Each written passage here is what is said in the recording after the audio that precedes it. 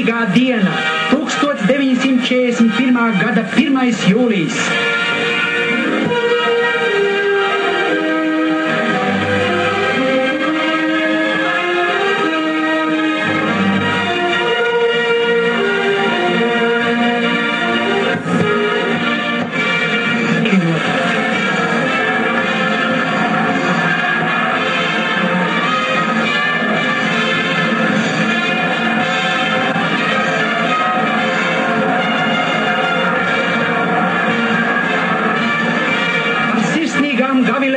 Sveicināts latviešu tautas glābējs, drosmīgais vācu karavīrs.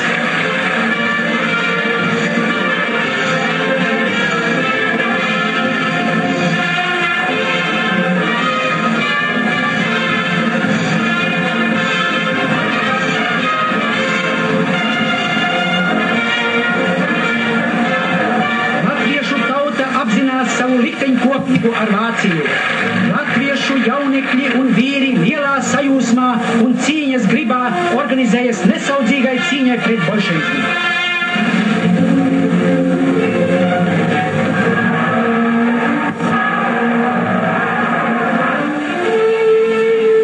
Neskaitāmi nacionālo partizāņu pulciņi cīnas ar atējošo ienaidnieku.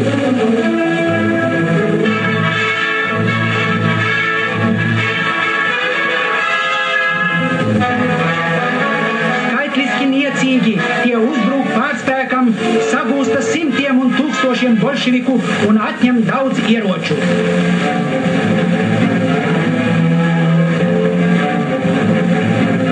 Latvieši neapmierinās ar partizāņu cīņām. Līdzi pēc tam veselas latviešu brīvprātīgo vienības dodas uz austrumiem.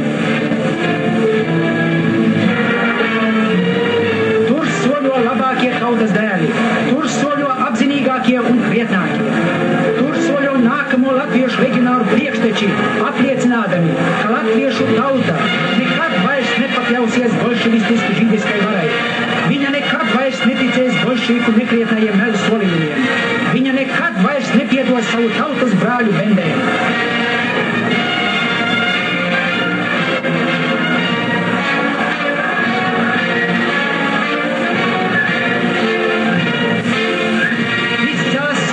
Atbalsoja sauklis pret austrumiem, pret barbarisko ienaidnieku. Kāļins to zina, mēs pretosimies līdz pēdējai asins pilītei. Tāda ir latviešu tautas vienprātīgā atbilde. Kopā ar Vāciju mēs cīnīsimies pret seno ienaidnieku, lai to uzvarētu un iznīcinātu. Visas tautas stāja to draudīga. Latvieši nodibina savu leģionu. Par latviešu leģiona vadītāju iecelts nenogurstošais cīnītais pret bolševismu ģenerālis Baņģerskis.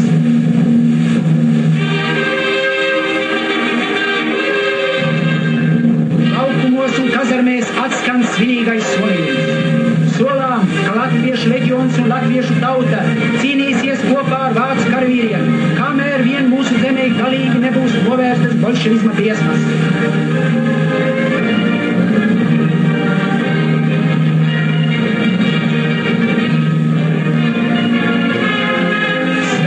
Dotais vērasts, tas leģionāru pulkus vienot cīņai un uzticībai, uzupurēšanās gribai un uzvarai.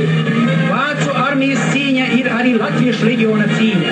Vācijas uzvara ir arī latviešu tautas uzvara.